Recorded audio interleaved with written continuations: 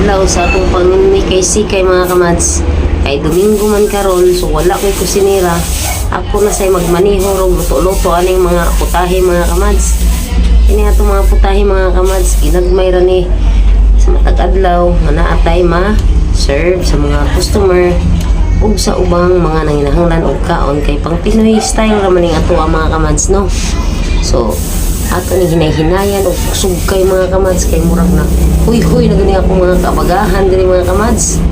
So ato ning timplahan og mga ricados, saktong mga ricados mga kamads kay aron attract po sa mga customer mga kamads kay importante gud ani mga kamads ang kaning mga lamas gud mo makapadag lami sa ato ang mga putahe. So diri magkudkod na pud aning mga panghimagas aning mga lamas.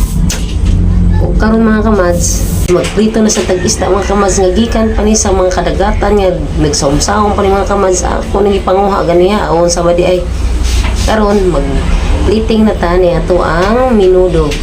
Kay kini ako ang chicken, kalderita o kinhason nga kiadobo.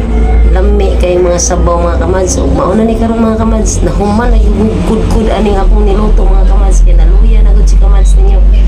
Hangtod sa sunod nga higayon na sad mga kamads. O bye bye. Salamat sa inyong pagsubaybay.